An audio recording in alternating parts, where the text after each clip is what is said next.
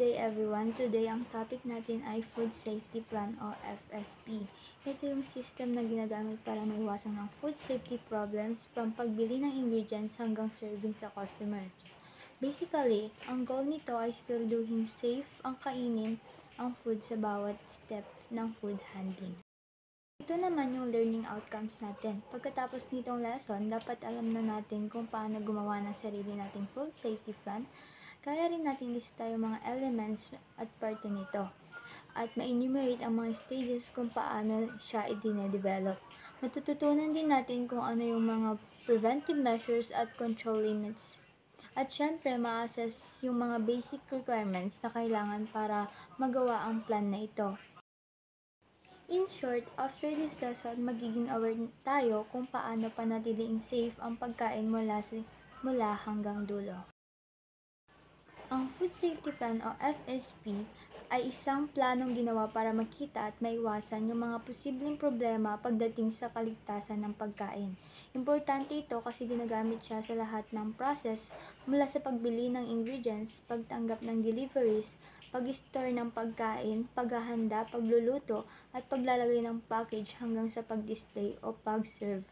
Lahat ng steps na yan ay dapat may safety measures para iwas foodborne illness o foodborne poisoning. Ito naman tinatawag natin na elements of food safety plan. So una, kailangan ilista natin lahat ng posibleng hazard o panganib sa bawat step ng food process. Pangalawa, dapat may preventive measures at control limits. Ibig sabihin hanggang saan lang pwede bago maging unsafe ang pagkain.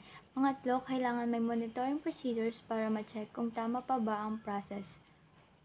Pang-apat, dapat may corrective action in case may mali o problema. Panglima, importante ang record keeping para may ebidensya at guide tayo. At panghuli, dapat regular nating chine-check at nire-review ang plan para ma-improve pa natin ito. Lahat ng ito ay part ng systematic way para mapanatiling safe ang food. Sa Stage 1 planning, dito nagsisimula ang actual implementation. Kailangan mag-appoint ng FSP coordinator. Siya ang in-charge sa buong plan. Next is mag-provide ng resources at staff training. Siyempre, kailangan marunong ang staff para magawa ng tama ang procedures. Dapat may orientation din para ma-explain ang benefits at expectations. And lastly, dapat may phases or in phases ang implementation. Hindi sabay-sabay, usually start sa raw materials, then sunod sa step.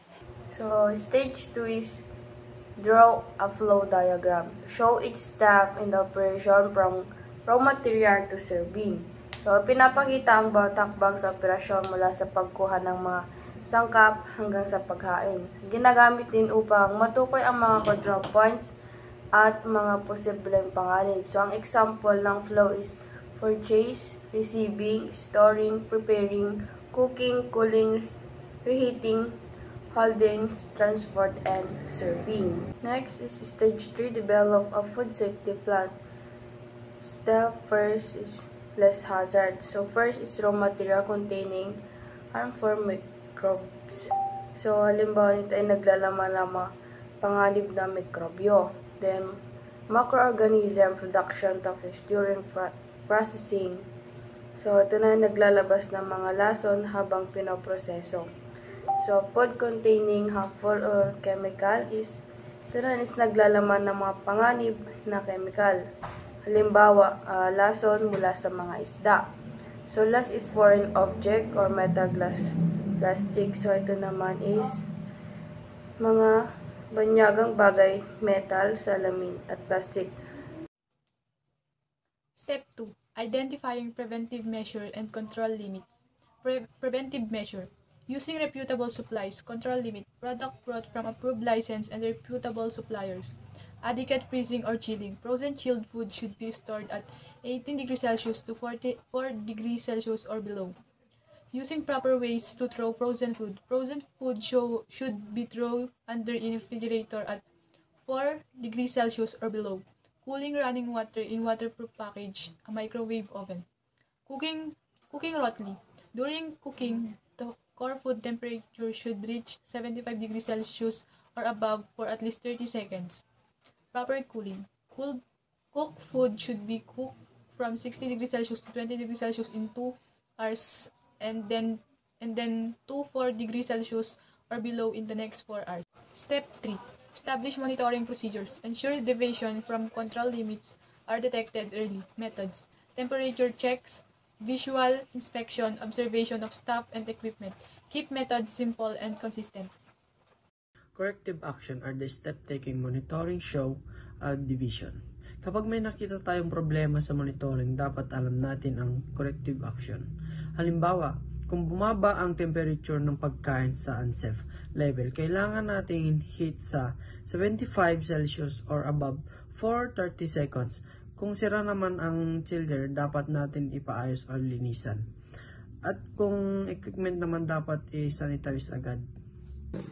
So, sa 5-step, kailangan natin mag-keep ng records. Ito yung mga dokumento on logbook, kung saan nilalagay ang mga temperature check, cleaning schedule, at kahit anong correct action na ginagawa.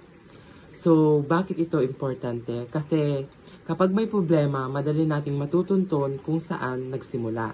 Halimbawa, kung may complaint si customer, makikita mo agad sa record kung kailan huling nag-check ng refrigerator o kung sino ang naka-duty. So, parang evidence na ito na maayos na pagkakatakbo ng food safe system. Step 6. Check and review. Dito naman, regular natin nire-review ang buong food safety plan para masigurong effective pa rin siya. Kailangan itong gawin weekly o yearly, depende sa laki ng operation. At kapag may pagbabago tulad ng bagong equipment, ibang recipe o bagong supplier, dapat i-update din ang plan.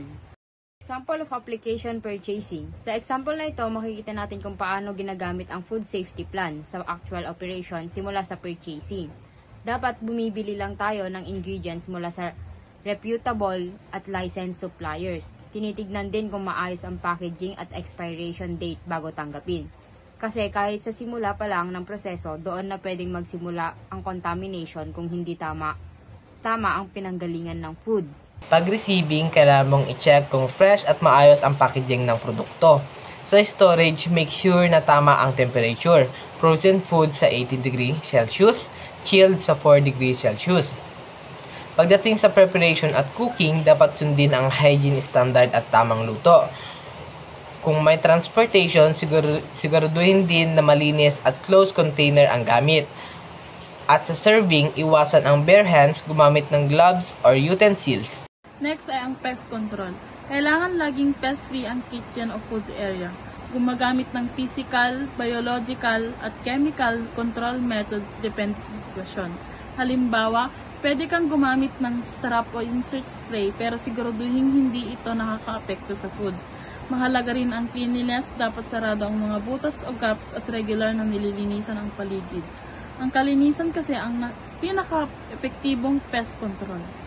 Ang waste disposable ay isa ring importanteng part ng food safety. Dapat laging covered at labeled ang mga basurahan at dapat din regular itong itinatapon. Ihiwalay ang biodegradable at non-biodegradable. Dapat malayo rin ang waste area sa food preparation area para hindi magkontamina ang pagkain. Isang maliit na pagkakamali lang sa basura pwede na itong maging cause ng food contamination. Para maging effective ang FSP, kailangan ding may staff training. Lahat ng nagtatrabaho sa kusina ay dapat alam ang basic hygiene, katulad ng tamang paghuhugas ng kamay, paggamit ng gloves at pagsusuot ng hairnet. Dapat din silang turuan kung paano gumamit ng thermometer, maglinis at mag-sanitize ng equipment, at mag-dispose ng waste ng tama. Kasi kahit gaano kaganda ang plan, kung hindi alam ng staff, wala rin epekto. Siyempre, hindi mawawala ang customer complaints. Kailangan may malinaw na procedure kung paano ito hinahandle. Dapat i-record ang detalye ng complaint, kung ano, kailan, ito nangyari at anong action ang ginawa. Sa ganitong paraan, makikita kung saan nagkamali at kung paano ito maiwasan sa susunod. Kasama rin ito sa review ng FSP para ituloy-tuloy na improvement. Sa conclusion, natutunan natin ang food safety plan na hindi lang isang dokumento. Ito ay isang system na tumutulong para mapanatiling safe ang pagkain mula umpisa hanggang dulo. Nakakatulong ito para maiwasan ang contamination, food poisoning at mga sakit na galing sa pagkain. Malaga rin ang teamwork kasi hindi lang isang tao ang responsable. Lahat ng staff ay may role para mapanatili ang food safety. Sa madaling salita, ang food safety plan ay proteksyon para sa business at sa kalusugan ng customers.